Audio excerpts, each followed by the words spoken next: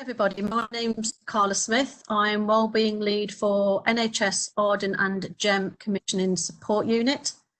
Today I'm joined by my colleague Dr. David Matthew, who's managing the chat box, and also joined by Neil Houchin from Eulogie. They'll have an opportunity to introduce themselves shortly. I've had 15 years experience in the NHS, and in all roles they've all been people focused. I love working with people and I'm particularly passionate about wellbeing. Please, Neil. Thank you very much. So this is our model from the CSU, our model that we have put in place for our staff, quite happily shared nationally. You'll see that one element of your mental health or your wellbeing is financial wellbeing. And that's good because that's what today's session is about. What I will say is there's no better time to start understanding and educating, even getting a grip on your finances, your incomes and expenditures because of COVID-19. So with the recovery phases as well, Neil will talk to you a lot more about that. It's about saving car and staying in control of your finances. If you'd like to use the chat box just to introduce yourselves and where you are from, and maybe any concerns, queries, questions that are sort of burning right now for you in terms of finance, please do so. We'd love to see those. And while you're doing that, I'll hand over to David he can introduce himself. Off you go. Thank you, Carla. As Carla said, I'm David Matthew. I'm Learning and Development Manager for Arden and GEM, CSU. Most of my work is in Bedfordshire, Luton, Milton Keynes, CCGs, with a roving role across the Midlands as well. I've been with Arden and GEM just coming up for my first year in the NHS for 18 months, with a background in the university sector. Okay, thanks very much, David. Could we take the next slide, Neil? So before I hand you over to Neil, we've been working with Neil and Eulogie for a number of years now. They are the experts, and you can be assured that today you are in the hands of the experts. You'll see a little bit of feedback there that we've taken from previous sessions that we've run. We have a very quick turnaround time. Neil is very helpful. What I will say is that all of these slides today will be available at the end, and also the recording, and there will be opportunities to ask further questions and even opportunity for a one-to-one conversation with Neil or one of his team. We will talk you through that as we go through the webinar today. I think on that note, I'd like to hand you over to Neil, who will clearly introduce himself and start his expert presentation. Thanks, Neil. Good afternoon, everybody. As Carla said, my name is Neil Houchin, and thank you, David. What the word about today is financial awareness and education. That is the key thing and the message of today. The reason being is we really want to start educating you from ground upwards. Start in a position of where your well-being is, where financially you stand already, and typically kind of self-diagnose yourself where you are financially. Then when you've got that grasp, you can start making the right plans for yourself and your family, what lifestyle you want to lead, etc., etc. The slide I'm showing you here, I really just want to draw your attention to the Eulogie brand first of all. Eulogie, we've been doing, as Carla's alluded to already, we've been working with the NHS closely now for over 16 years. Providing awareness and educational seminars to the NHS, to the private sector and other public sectors out there.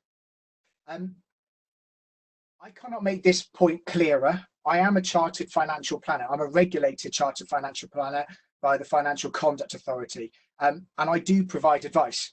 But today is awareness.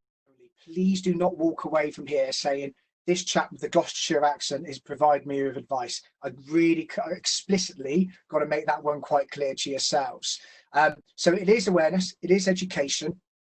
And what we want to do for this journey about today is make it quite clear, as I've said to you already, build bottom upwards and give you a good idea and some good grounding for you to make your own financial decisions moving forward with your loved ones as well.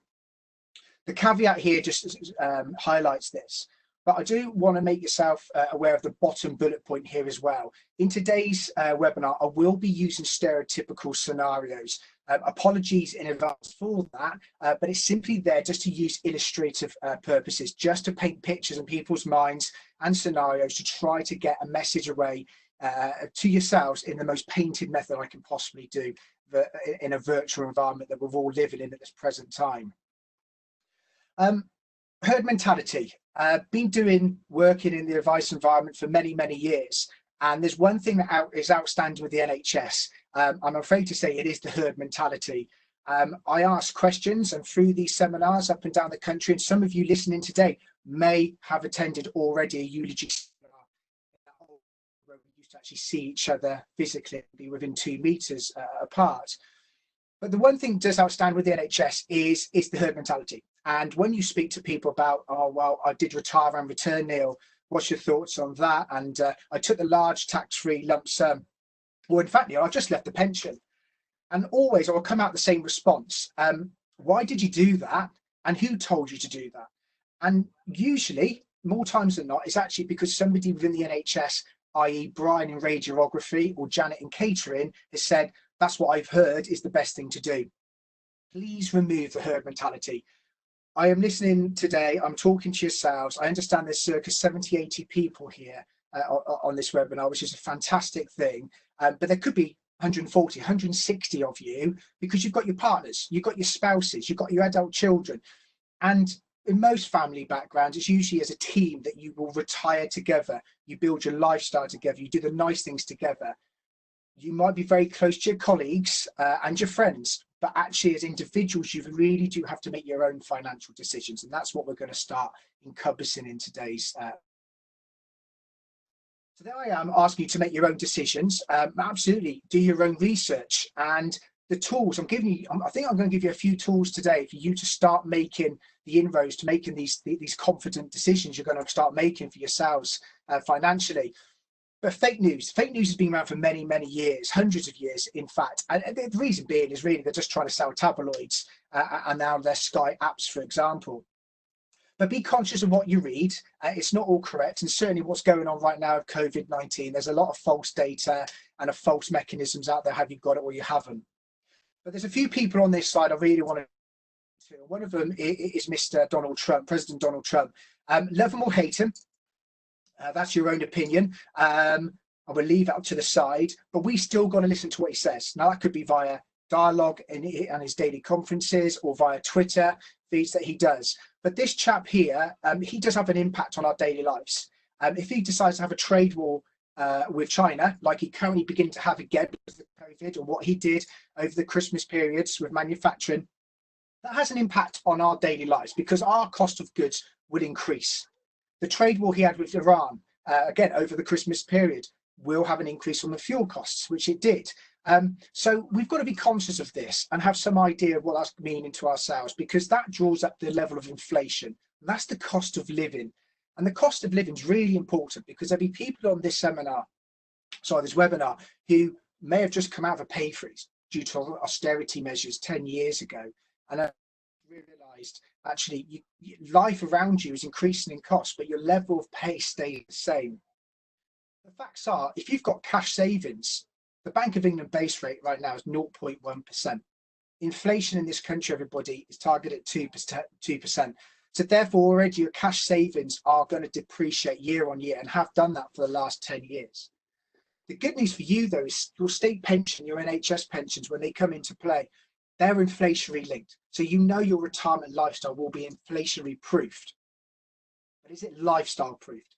And that's what we're going to start touching on later on today, and as well as some other webinars that we're hosting, as Carl has indicated, regarding pensions directly and estate planning. So again, we will really get specific in those webinars. Global influences, there's been a hell of a lot, and this is only 2007, so we're stemming about 13 years. Look, the one in red is COVID-19. The issue of COVID-19 and for the markets at this present time is this just the unknown. No one really knows. We've had stock market corrections, we've had booms, we've had busts, we've had credit crunches, we've had wars, trade wars. We even had that old thing too in 2019 called Brexit. But the thing is, it's a world that we kind of anticipated could work out. The thing with COVID-19, everybody, we don't know. And that's why the news and understanding the right news and not listening to the fake news is really key. And yourselves, being NHS, you are literally on the front line with what's going on daily. Again, what this is trying to get across to you, there will always be something will actually probably impact the financial decision you're ever going to make moving forwards. So understanding your financial position is crucial. We've got 3 stages here. We've got stage 1, stage 2, and stage 3. Stage 1 is basic wealth protection. But everybody on here, I would love you to be all in the golden box, and we call that the stage 2 environment, the wealth accumulation zone. And I'd really like that, because simply what that does and what that indicates is you've got more money going in than going out. And that's why we call it the golden box scenario. However, we know for a fact that that is not always the case. Again, that's stereotypical, everybody. And if I use me and my wife for an example, we have just come out of stage 1. She's now gone back to work part-time because we've got two young children, and we have just entered stage 2. And it's taken us over 40 years to get out of stage 1 into stage 2. But what do we do with our money now? Do we start saving more? Do we pay off more of our mortgage? Do we start spending more at Starbucks? Because the critical thing here, everybody, is one day we will all be stage 3. And stage 3 is wealth distribution. And that word is pension. You are going to be a pensioner one day. We hope you're going to be a pensioner one day. And if you want a really good retirement lifestyle, or you want to begin to have a good lifestyle beforehand or retire earlier, etc., it is really about stage 2. And get to grasp, if I've got more money going in than going out, what am I doing with it? Again, let me make it very, very clear. Stage 2, go in and out of stage 2 to stage 1 very quickly. We know this is going to begin to happen, if not already beginning to happen, because of furlough and what's going on with COVID-19. And that's what we're going to touch on later on. So again, stereotypically, but this is a very situation in our household right now. My wife comes from a manufacturing background and has been furloughed. Therefore, we are now living off an 80% salary of herself. And I'm sure there are many people on this webinar now who are beginning to experience partners, spouses, adult children who are beginning to fall into that position. So we'll touch a bit more about COVID and furlough later on. Let's then get to an idea and a grip about our own individual financial position. We've broken things down into 5 environments. You've got the battlers, which literally you are living in your overdraft facility monthly. You are pretty much may have a mortgage, you still have rent, you're still getting by, but you are literally battling away every month and you are really cutting back.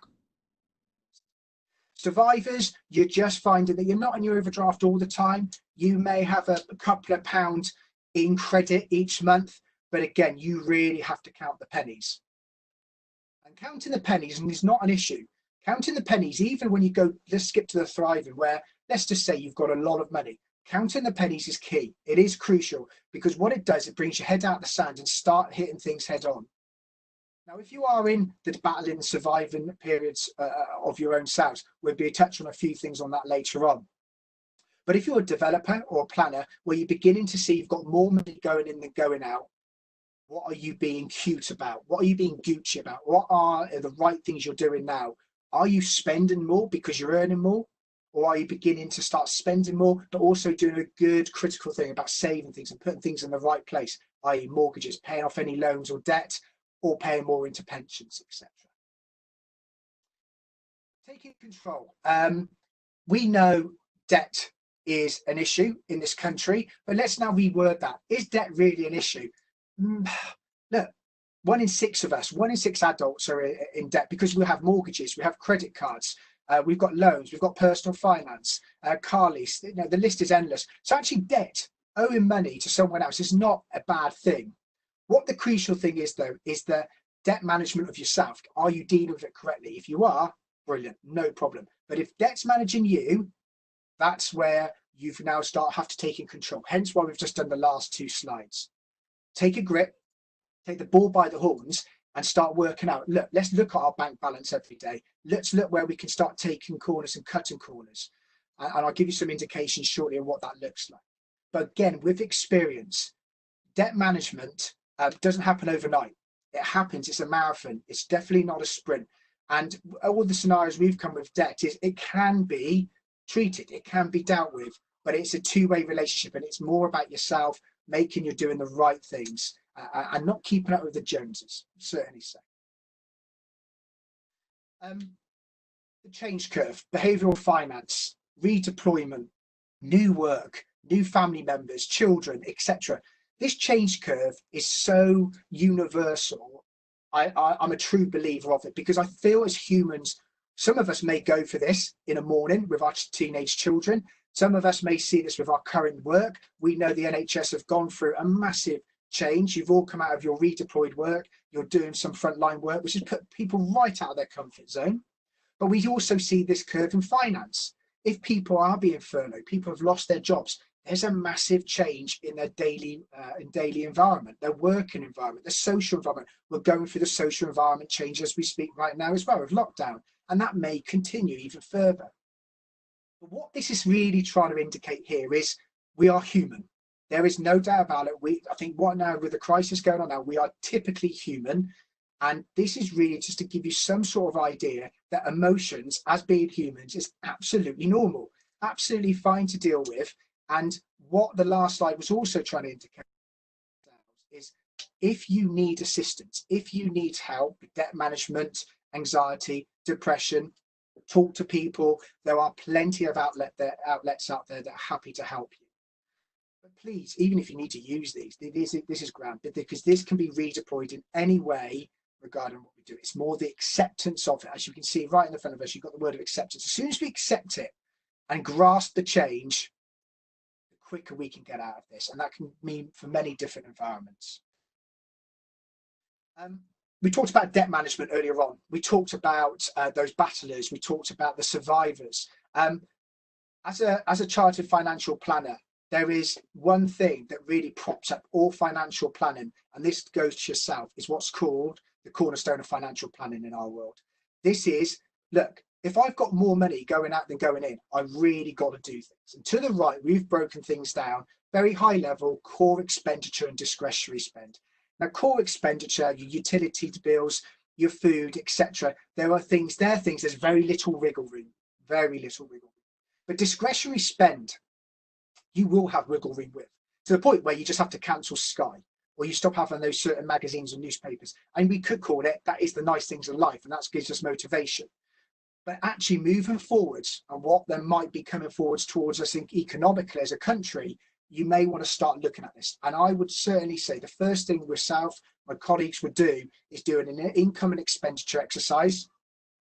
I've given David and Carla a link to and a Word document of the income and expenditure document we use, which will absolutely support you. If you want to do some DIY, and I'd certainly call this one of the first things you should do on a to-do list is, and if you've got a pen and paper there, everybody, please do this. The first one of to-do lists is do your own income and expenditure and actually understand what is your spend, because that is crucial, and that will prop up, not now, but that would also prop up what's going to happen tomorrow, next year, and certainly the retirement lifestyle and spend that you may want at a later time. So, government benefits. We've touched on furlough. We've touched on the job retention schemes very, very briefly. This is a moving feast. You know, every day we're getting a debrief from government, and they're telling us there's this and there's that. And to be honest, from a fiscal perspective, there's not been much change. But from grants, from loans, and the bounce back loan that recently has been released at the earlier, well, 4th of May, that comes into play, has been done. I was on when I was driving yesterday evening. It made it quite clear on the news that there are a lot of people that haven't claimed yet. They know that from their own management information systems at HMRC. So again, if this is impacting any of your loved ones, any spouses, friends, family, adult children, please get them to start being motivated to make these grants for themselves. What I will make clear from work with HMRC over the years is HMRC will not hold your hand through this process. we know that this is something that you're definitely going to have to do yourself. We have provided some government links there to make your life a bit easier, but this is more about your search and rescue scenarios of your own finances. There is the thing about, is furlough going to be extended towards the end of June? I think we're waiting for tomorrow's dialogue to come out from Boris Johnson to give us an idea how long this lockdown will mean and how that would impact jobs moving forwards. But let me make it quite clear, when you're furloughed, that is still typically not redundancy, because that's key, that is key. Unfortunately, everybody, and I am definitely a person with my pint is always half full, we are, from an economy perspective, and an economist is what we deal with daily, is we are expecting potentially there is going to be a recession, and therefore recession, we do expect there will be redundancies. Now, what I will make clear here is unemployment, job seekers allowance, that signing on, the word signing on, that might be conceived as a dirty word. Please sign on. The reasons why is, number one, you will get some form of benefit. Now, it might not be a drop in the ocean compared to what you've earned historically, but secondly to that, it is free money, and it's money that you have typically paid in via your national insurance contributions over the years. Also, to add on that, if you are coming up to state pension age, or you're several years away from state pension age, your job seekers is actually a national insurance contribution towards your state pension. So I cannot make it clear, if you're number one, it's money. You have worked for that money. You've paid national insurance in towards that. So therefore that money will be kicked back to you. But also, if you are coming up to state pension age, it can make a difference about the national insurance contributions towards your state pension. And I'll be talking about state pensions briefly in a minute. Bereavement support. The reason I'm highlighting that is there's two things really. Number one, obviously the world we're going in for, there's been some unfortunate untimely deaths across that's affected all demographics of society. There is a bereavement support payment that's there, and it also can help towards child benefit. The second reason is actually when people do pass away below the state pension age, this is a really underclaimed benefit. And what this is about is just trying to make it quite clear that there are a lot of UK benefits out there. There's a lot of government benefits out there which are unclaimed. And when I mean billions that are unclaimed every year, as I've said to you when we talked about furlough a couple of minutes ago, no one will hold your hand through this type of claim of government benefits or furlough. This is something that you will have to investigate yourself. And certainly this time where charities are really, really under-resourced and oversubscribed, it's a double-edged sword effect. Please start using these links. I've got a link here of Age UK. I'm not endorsing Age UK. They do a fab job, by the way. But as a professional, I have used their website because they have a great money calculator there and a benefit calculator, which can assist you and your current circumstances as well. So please make the motions, take control and start doing these yourself. And that will help you financially and help your family financially. Mental health and financial well-being. There is a certain webinar that we're looking to release later on regarding this, but again, from experience, there is a massive integral cohesion of mental health and the relationship with money. And if you look at all the stats out there, financial well-being and mental health is more than people's own personal relationships, children, work. It's the money. Money is systemic cause of this. I wouldn't say money causes all happiness, but it certainly does have an ember burning there of cause and disharmony. There is a stat bottom left-hand corner. Again, I live in the southwest, and we know there's a local charity that's had a 365% increase in inquiries. What I've done is I've also highlighted in yellow. Please doing it. These are quick wins. These are takeaways. These are things you can do today, tomorrow with your family. But absolutely immediately look at your own income and versus your expenditure. That's crucial. Get to know yourself. Begin to self-diagnose. Then break it down to the core and discretionary spend. We've done that for you with the Word document that we've provided. But then once you've done that, and what may come towards us regarding further furlough, redundancies, economics, people are dubbing it austerity too, potentially. you've got to start thinking, where is there wiggle room? Now, do we start making wiggle room now? Do we start actually cancelling certain subscriptions in readiness? Or do we just put that on the back burner, ready just in case, and put certain parachute placements in? People do live alone right now with less interaction. We have seen a massive increase on people buying online, not because that's the only reason they can do it, but actually because people are bored and they're buying things we can see they don't really need, and therefore that can spiral debt in further control. So these are just little quick wins. We want you to have a good well-being, and what Carla and her team are doing behind the scenes is absolutely fantastic. And that's why we're being involved with the monetary side of things, the financial, the well-being, the mental health part of things. Is just try to say, look, we are human. As I said about the change curve, this has impacted, I'm sure, many, many people, myself included. And actually, it's one of those things, just deal with it. We've got to, if we need support, ask for support, help yourself, get other people to assist you. Sometimes it is just literally talking to a fellow friend and see what they do. So, pensions and retirement.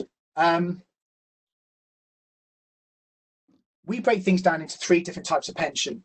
And there are 3 different types of pension out there, everybody. You've got the state pension, the money purchase or defined contribution pension, or defined benefit or final salary pension. All of you, it's going to be a state pension. We hope you're going to have access to the state pension. And the second thing I would ask you to do on your to-do list is request a state pension forecast. Now, this would be something you go through your browser, that'll be Bing or Google, whatever takes your fancy, and you will highly likely will have to open up what's called a government gateway to do that. There's a number of key reasons why we ask you to do this. The NHS was impacted by contracted out pensions, which is another conversation for another webinar about pensions specifically. But crucially, you do now need 35 years of national insurance contributions. And this rule changed in 2016. So only in the last 4 years, you now needed 30 years to 35 years. Your state pension forecast will tell you how many national insurance contribution years you've done to date and how many you will need to do to accrue those 35 years. But the state pension is a good gig. Right now, for this current tax year, it's paying just over £9,000 a year. That's if you've got the full 35 years. It is inflationary linked. Now, right at the beginning, we talked about inflation. This is triple locked inflation. It will keep up the highest pace of inflation. So it's definitely something you need to know about. It's definitely something you need to investigate. And certainly these people in the webinar, obviously I don't know the demographics that are involved today, but if you are certainly 45, 50 years of age plus, this is definitely one of the first things you should certainly be looking at. Secondly, we'll talk about defined contribution pensions. These are pensions that really would affect people that probably worked in the private sector. If you've historically worked in the private sector or have partners or spouses who work in the private sector, I would certainly ask them to identify any private pensions they have had with old employers or AVCs or stakeholders or personal pensions. Identify if you've got those. If you've got those, I would certainly suggest you ask someone, a professional that is, to look at those for you, because the world of pensions in this world has changed massively. Again, we will touch on that in a different webinar. But if you've got the AVCs who come from the private sector, partners, spouses tend to be more from the private sector background, certainly identify it, knock the dust off any paperwork you've had and get that looked at, because these have now in recent years been kind of get out of jail cards, silver bullets. Try this, help people sustain, maintain, or even help retire sooner rather than later. But also the bottom ground up is identifying what financial position they are now, and that's needed. And when I say this about the state pensions, and let's just go back to state pensions, I'll just skip back there. This is just not something that the NHS webinar attendees should be doing. Everybody should be doing that. So again, your partners, your spouses, please ask them to do this, because as I said right at the beginning, this is a team effort. As a team, we really want to make sure that you've got the full ability of all your pensions out there. NHS pensions, we'll touch on this. We've got the 95, the 08, the 15 schemes, and Nest. And Nest is more about people that have retired and returned. And we go into this with the pension webinar we do in a couple of weeks' time.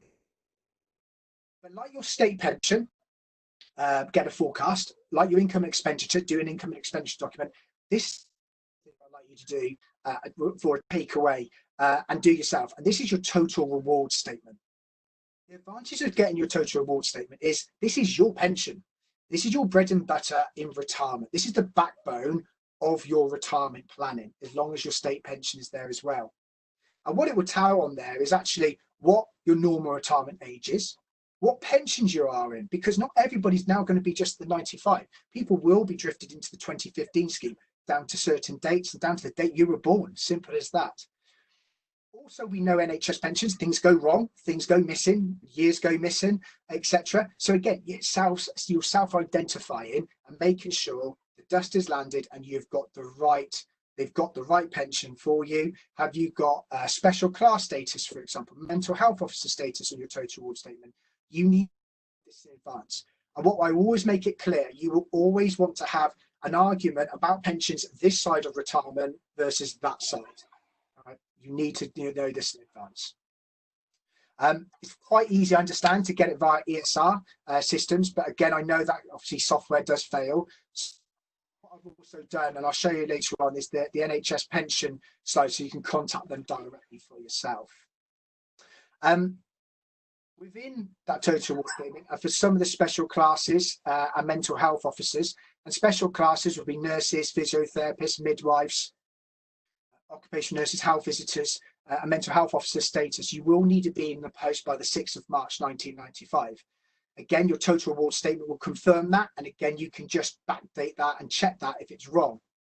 The reason why I'm bringing this up regarding the 95 section, in recent weeks, we know for a fact that there's many people that might be on this webinar or people looking into it that have been affected or would have been affected by what's called the abatement rule. The abatement rule, in essence, means you couldn't go back to work for the NHS and earn more money than what you did do before the age 60.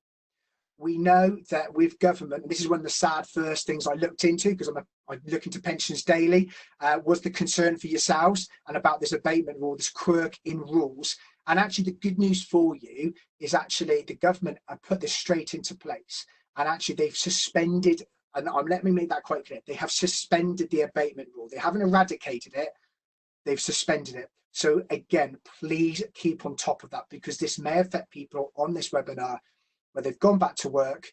That's good, they're bringing in an income, it's more than double what they earned beforehand because of overtime, etc. But make sure you just keep an audit of that, just in case. But right now it's been suspended and we don't know when that suspension will end, so I can't unfortunately give you an answer on that. And this is NHS pensions. We work with NHS pensions pretty much, we speak to them daily, myself, the team, we speak to them daily. They're a great bunch. These people here can go straight into the DNA of your NHS pension. By all means, please contact them. As we all know, the NHS are really under stress positions right now. They're a good bunch though, so give them some time. But also a quick win for yourself is get that total reward statement for yourselves.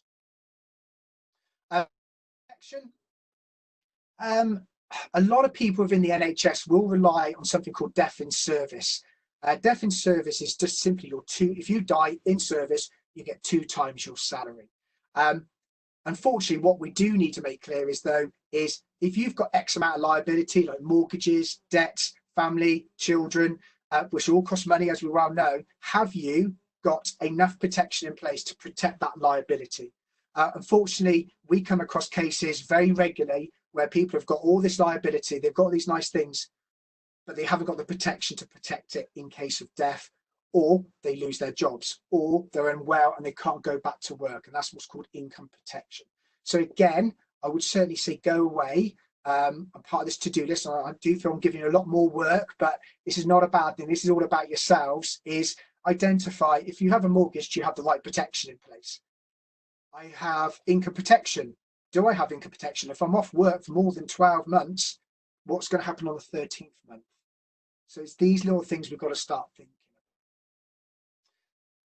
Service, as I've alluded to already, is part of what's called the DB2 form, Death Benefit 2. And certainly what they will do, the NHS, they will automatically provide it to your married spouse or civil partner. Look, tongue-in-cheek remark, but this does come across quite often. Unfortunately, people no longer are with their spouses that are still married, and there's been a few horror stories there. I come from a legal and financial background, big fan of signatures and dates. If you want to make sure X person gets this or X persons get it, please illustrate it via the DB2 form. And that is death in service, and you get 2 times your salary. What I will now allude to is the 2 bottom bullet points, and this is literally came out of the press. Well, this is government press in recent weeks. Number 1 is people who've opted out of their pension. You do not usually have your death in service, and that is still the case, everyone. However, what they will do is they will do a fractionally actuarial calculation for you of what you're entitled to. What that figure is definitely not for this conversation, something you speak to NHS pensions about directly. However, we also do know now, unfortunately, if you've got many colleagues out there, but if people pass away due to, on frontline or social care staff pass away due to COVID symptoms, their family will be given a further 60,000 on top to their family members. Fraud and scams. Look, I'm going to touch on this because when we are tired, when we're doing double hours, when we're in an environment that we're not used to right now, we are becoming more anxious. And when we're more anxious, we become more vulnerable. And when we may become more vulnerable, sometimes we do not make the right decisions, or decisions that we will never usually have made. And we are seeing that right now with the NHS personnel. Because of everything that's being asked of you, people are trying now to take advantage of that. And they're fraudsters, they're scammers. We know there's, again, EE, I'm not endorsing EE, but I know they're heavily advertising about the free airtime, free data they give you. That's legit, I get that. But please be careful with these scams, these phishing scams, where they're just giving you clickbait, loads of emails. If it's generally too good to be true, it's too good to be true. Do not sign it, do not touch the links, just delete and hang up. But this is also very evident to the older generation as well. Let's say, stereotypically, they're always in a vulnerable class. Anybody that's 80 plus, for example, let's now say our majority of people now are in a vulnerable position, certainly the elderly. These could be your parents, these could be your grandparents. And again, what I would suggest you do is start just understanding what's going on there. Are they being victim to fraud? It may not just be victim to fraud. What we do come across in all these scenarios, after they've started investigating what their family members, their older family members are paying out on, sometimes they're paying out on 2 building and contents insurance, or they're paying for AA and RAC breakdown, but they no longer drive. So these are little quick wins. These are just trying to support your family, your close ones for fraud, and also just trying to save yourself some money where you don't need to spend that money. Tax saving investing. I'll briefly touch on this, but we can all earn £12,500 a year without no income tax. That's what's called the personal threshold, the personal income threshold. Pension income, everybody, is classed as working income, so it is taxed accordingly as income tax. We do expect a lot of basic rate taxpayers within the NHS to actually go into the higher rate tax threshold, which is the £50,000 to £100,000. The reason why we're saying that is because a lot of you have done overtime. And so we can imagine that might have a ripple effect throughout the tax year.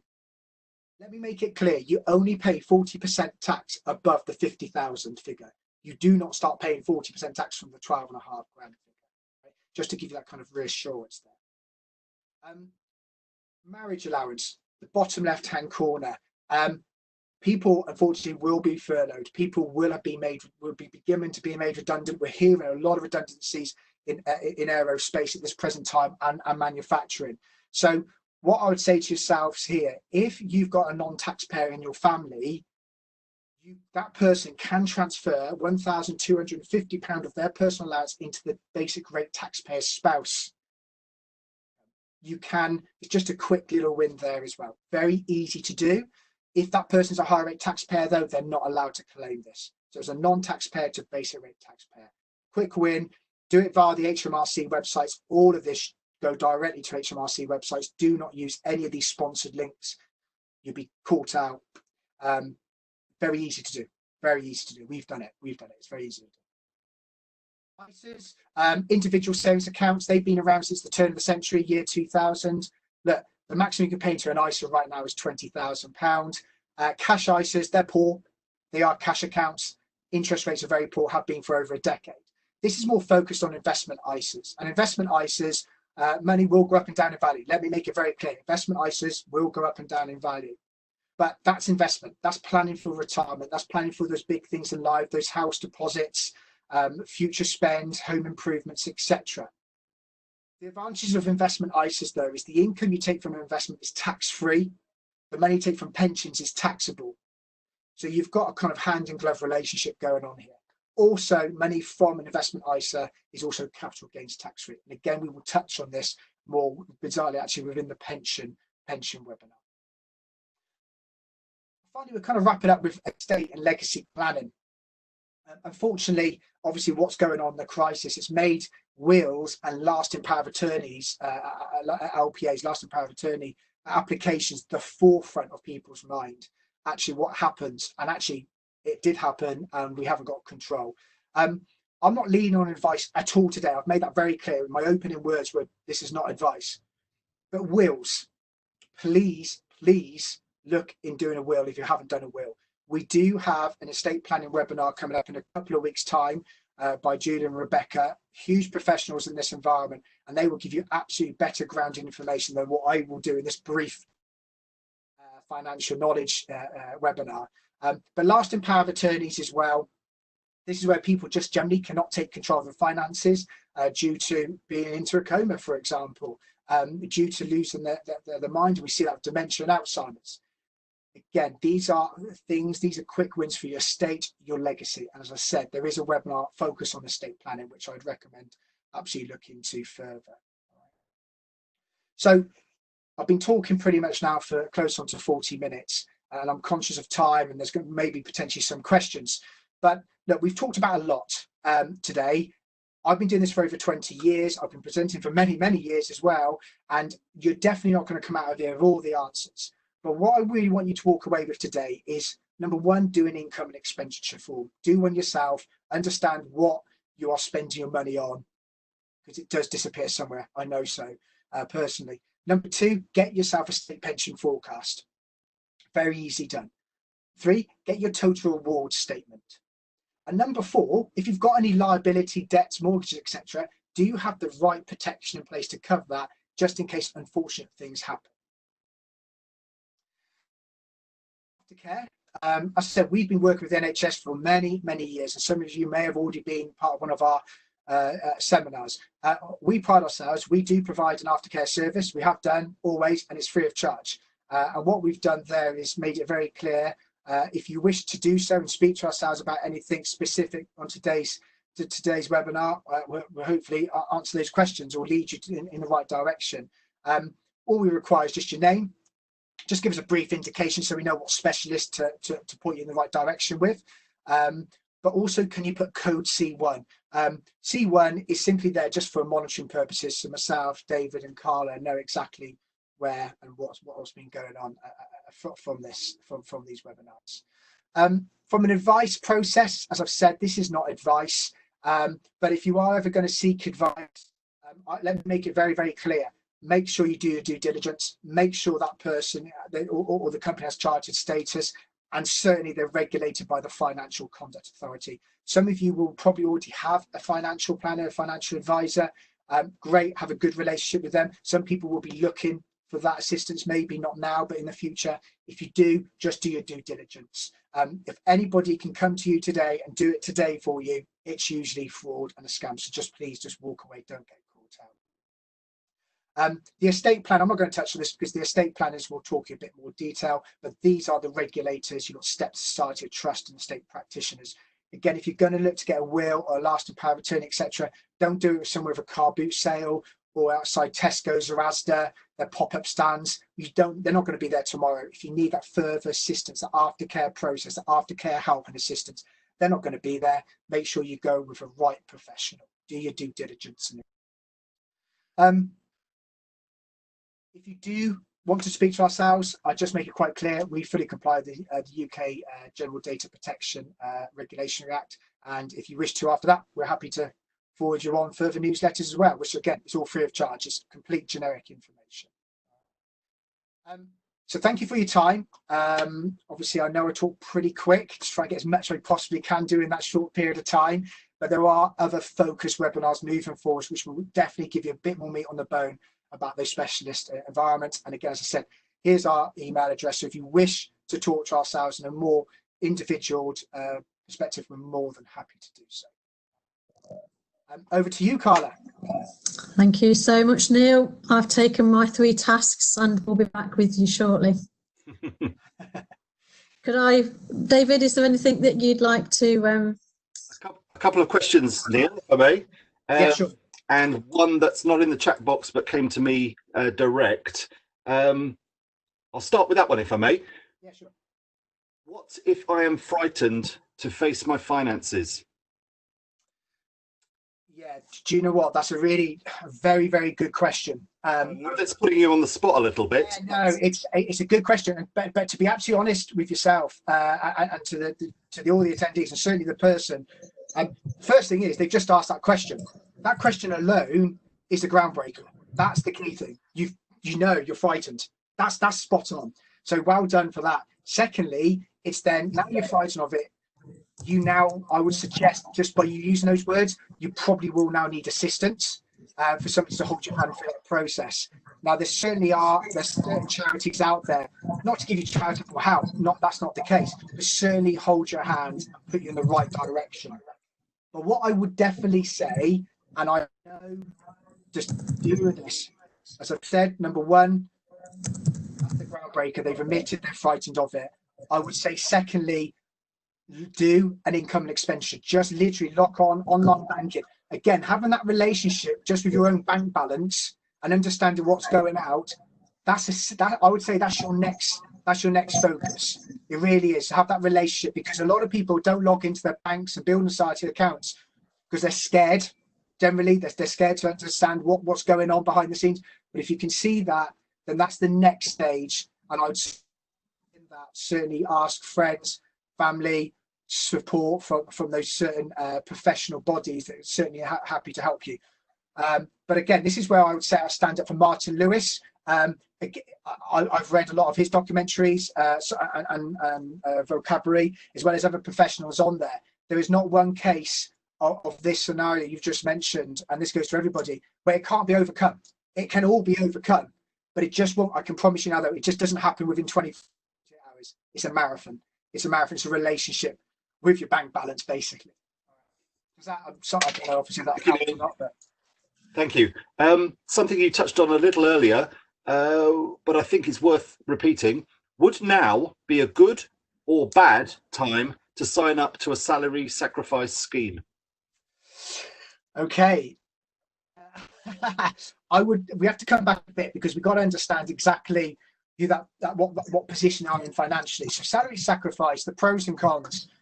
Salary sacrifice, you are sacrificing your salary. So remember, we do have a knock-on effect then with our pension. Sacrifice your effect. If you are looking to borrow money in the future for a mortgage, you are sacrificing your salary. So theoretically, you're having less there. And the salary sacrifice really does affect 1995 schemers, because it's best year of your final 3 years. Remember, 2008 pensioners, it's the best year of your final 10 years. So again, that will have an impact. And 2015 schemes are career average. So again, if you're doing certain salary sacrifice, that can have a negative effect through the course of that pension for the entire time. But coming out, this is me now talking now, I'm not advising here. I have personally used salary sacrifice myself for childcare vouchers, for certain things to support the family. So it's one of those balancing acts. Actually, that's probably the best thing for now. And I've sacrificed, but then actually, as soon as I would come out and the kids are a certain age, actually I'll go back in and remove the salary sacrifice. So, as I think, just me answering that, I can't give you some high level figures, but as you can already see, people's individual circumstances will all differ, because what pension schemes are you in? How much are you looking to sacrifice? For what purpose do you need to do it? All these are aims and objectives of that person, and everybody on this, obviously in this webinar, would be slightly different. So, but answer the question head on, is now or not a good time? I wouldn't say now or now is not a good time or not. I don't think actually that really matters. It's actually down to the personal circumstances and where they want to go with that latter time. That's where I'd come to first. Thank you, Neil. Is it worth topping up a state pension if you've worked a number of years part-time? Oh, okay, good common question. So again, we will touch on this on the pension webinar. And please take this the right way. The state pension, as I made out, is it's a fab thing. It's good. But actually, the critical thing, and none of us can answer this right now, is how long do we plan to live? Because what I mean by that is, if I use my father, for example, my father is of ill health. If he ploughed in a lot of money into his state pension to make up those added years, due to all his illnesses, he probably doesn't have a longevity of life to actually get that money back. If a mother, for example, though, she's like a spring hare, she you know, technically you would imagine she would live a longer time. If we just base things on normal longevity of life via the Office of National Statistics, then actually, yes, it would make sense. It makes sense only if you can afford it, by the way. If you can't afford it, you kind of then go into this debt of spiral. But if you can afford to add more money into your state pension and you've got good genetics in there, longevity of life, you're in good health, etc., then actually it's all on the cards that, yeah, it's a good thing to do. Definitely. Thank you, Neil. What advice would you give? I know you're not here to give advice. You've made it very clear. You've made it very clear to the audience. But the question is, what advice would you give to someone who is torn between clearing debts and saving for the future and following the YOLO mantra, especially during the current pandemic when people are experiencing high levels of loss? I would definitely need to, apologies for this, familiarise myself with the mantra. There, I'm not familiar with it, so I can't really answer that one. Apologies. I should know. I should know. But go back to the first statement. Business as usual in normal environments, normal times. I would say look to clear debt. But then you've got this thing called the pincer movement. Because what we find, and this is kind of answering hopefully some of the question, we find lots of people plough loads of money to pay off their mortgage. Brilliant, well done. You're now mortgage debt free. Congratulations. But then they want to go on holiday or get themselves a caravan. And do you know what they do? They've got no savings. So they go. So you're kind of now going back to square one to a certain extent. I am a bit of a fan of a pincer movement, depending on the demographic of the person as well. If you've got, say, typically a 30-year-old person, got a bit of debt, credit cards, uni debt, etc., but actually is beginning to look to settle down, buy a house in the future, get deposit, family, then actually you will probably want to start saving a bit as well. And the reason why I'd say that pincer movement I'm more of a fan of is that savings can be a get out of jail. You can use that in case of furlough, in case of redundancies, of recessions, boiler breakdowns, car breakdowns. You've just got to have a bit of a backup plan, so you don't have to use the loan sharks, the big credit cards, etc. So having some sort of emergency pot is always actually a wise idea. That emergency pot of money will differ again from person to person. But if you can chip away of paying off that debt, and if it's in control and remains in control, and you're making the most of 0% credit cards and the cheapest loan rates out there, for example, then also that just demonstrates that you've got your head on your shoulders, you're doing the right things, you're doing the right small things. That will never happen overnight. As I said earlier on, you never pay that debt off overnight.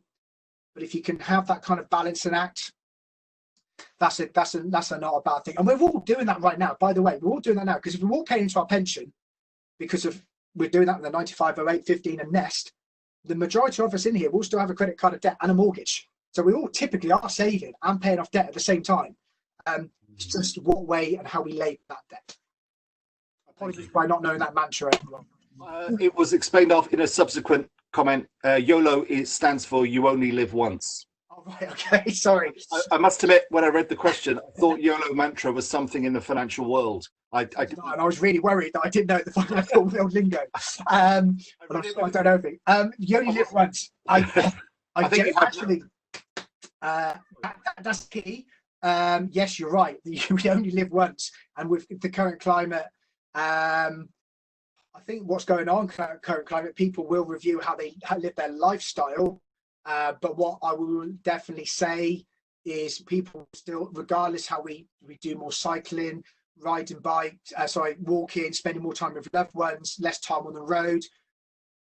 Do you know what? Your gas, electricity bill will still come through the post, your council tax, your mortgage statement. So, and you will hopefully, touch wood, God willing, have a normal, standard, good lifestyle with family, etc. So I would always prepare, plan for tomorrow. Look for living for today as well, but have the right parachute world in place as well for this. We're just running close to finishing. Should we take one more question, David? Yeah, absolutely. The last question is 2 questions, but they're kind of very linked and only require a kind of yes/no answer. So if I may put the last 2 as the final question. Does your state pension increase if you've worked more than 35 years full-time? And once you've reached 35 years in contributions, does your national insurance reduce? They're thematically linked. So yeah, no. Okay, let's start off the second point because that helps. There's going to be many on this webinar. I apologise already in advance. You're going to do your state pension forecast. It says that you've already done 35 years, but you're still paying national insurance. And that is the fact. You only stop paying national insurance when you attain your state pension age. It doesn't reduce. You just carry on paying. Now, where's that money go to? Look, it goes actually back into things like the NHS, MOD, infrastructure, etc. So there are people, if you're 20 years of age today, you start working today, you retire at 68, you've worked 48 years. You need 35 years of national insurance contributions, so you've overpaid. You don't get a bigger state pension out of it. It is what it is. You've just overpaid, but that is going back into the system. National insurance is a pay-as-you-go process. So right now, the national insurance that we're all paying into right now is actually paying the state pensioners of today. Obviously, the theme of NHS, MOD, etc., and public sectors out there and defence. But yeah, I hope that's answered the question. But sorry, and you can no longer opt out, by the way, of national insurance. You can no longer do that.